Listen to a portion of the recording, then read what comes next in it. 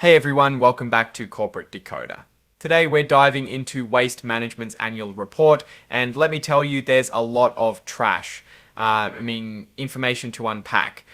We will uncover if Waste Management really knows how to take out the competition.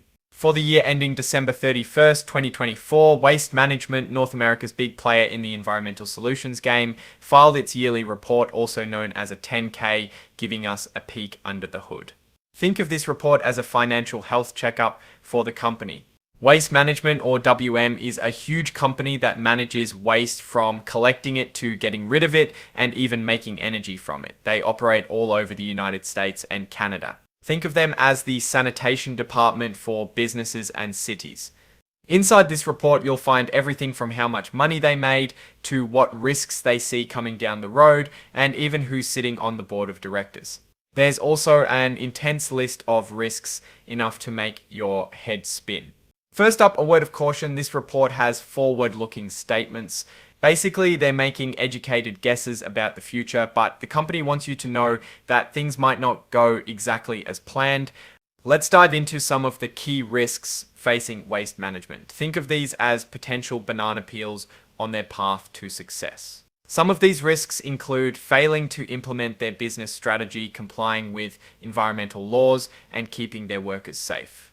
Waste Management completed their acquisition of Stericycle Inc. Stericycle handles regulated waste and secure information destruction. So Waste Management isn't just dealing with your everyday garbage anymore. One of Waste Management's services is collection, which is picking up trash from homes and businesses. They have deals for commercial customers that last about 3 years, while for most homes they get a contract from the local government for 3 to 10 years. The next service is landfill, where trash gets dumped. In fact, they operate the biggest network of landfills in both the US and Canada. Companies usually want their own trucks to dump waste at their own landfills. They call it internalization because it's better for profits. Next up is transfer, which are stations that compact trash and ship it out by truck or train. If a trash truck isn't close to a landfill, it dumps the waste at one of these transfer stations.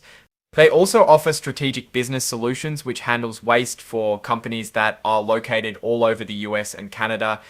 Recycling is also a service where they separate stuff like cardboard and plastic from the trash so it can be reused. With advanced technology, they handle recycling for whole cities. They also capture methane gas, which is a type of gas from landfills, and turn it into renewable energy. WM Healthcare Solutions handles regulated waste, like medical and pharmaceutical waste, and secure information destruction, mainly with the acquisition of Stericycle. One big risk is technology. The filing says waste streams are increasingly viewed as a resource, which may adversely impact volumes at our landfills and our profitability. To keep everything running smoothly, Waste Management needs good workers. As of the end of 2024, they had about 61,700 full-time employees. Most of these employees are located in the US. A core value of the company is safety. This means they want to make sure none of their workers get injured. As a reminder, their jobs can be dangerous. So Waste Management needs financial assurance to cover costs of closing landfills and maintaining them later. They make sure they have enough money set aside. As mentioned before, all of these operations must comply with laws and regulations to keep us and the environment safe. With climate change being a concern, there are a number of policies and goals Waste Management is closely monitoring, which could increase their cost to operate.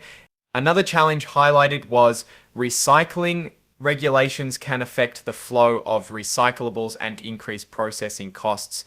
One of the ways Waste Management is tackling sustainability is through its renewable energy segment, which produces renewable fuel such as RNG. The tax credit incentives for investments in renewable energy and carbon capture, as expanded by the IRA, will likely result in an incremental benefit to the company, although at this time, the anticipated amount of such benefit has not been quantified, due in part to the lack of regulatory guidance. Now let's switch gears and talk about the numbers.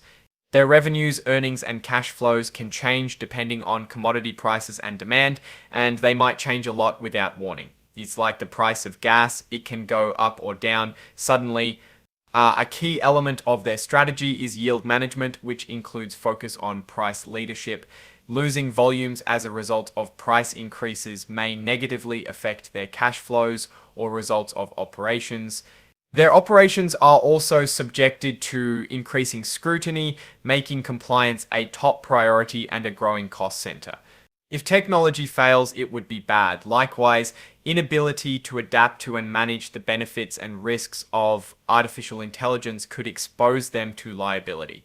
Let's talk financials mins. As of June 30th, 2024, the voting stock held by non-affiliates was around $85.4 billion. So people trust the stock. Also, as of February 14th, 2025, they had a lot of common stock, around 402 million shares. Their senior management evaluates the business using 5 segments: collection and disposal, east and west, recycling, renewable energy, and healthcare solutions. They make money mainly from picking up trash and running landfills, but they're also trying to make more money from recycling and renewable energy. They are planning on putting more money into their renewable energy projects. The primary drivers of renewable fuel development at our landfills are tax policies. At the federal level, oil refiners and importers are required to buy RINs from renewable fuel producers. This report covers the financial results for 2024, 2023, and 2022. Here's a summary. Revenues increased to $22 billion in 2024, with this 8% increase primarily attributable to higher yield in our collection and disposal businesses and a result of the Stericycle acquisition. Operating expenses reached $13.3 billion in 2024, a 60% of revenues. Net income reached $2.746 billion, and the number of injuries occurring per 100 employees per year was 3.23. We may not be able to achieve our sustainability-related goals, including reduction of our greenhouse gas emissions, or execute on our sustainability-related growth strategy and initiatives within planned timelines or anticipated budget, which could damage our reputation. The EPA is evaluating landfill emission standards that may require the application of various emerging methane measurement technologies, and plan to develop methods and standards for such measurement technologies, and could result in increased compliance costs.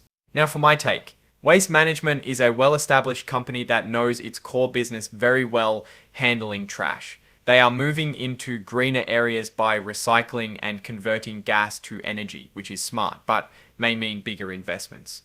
One of their biggest strengths is their network. They own a lot of landfills, and that gives them an edge over other companies that don't.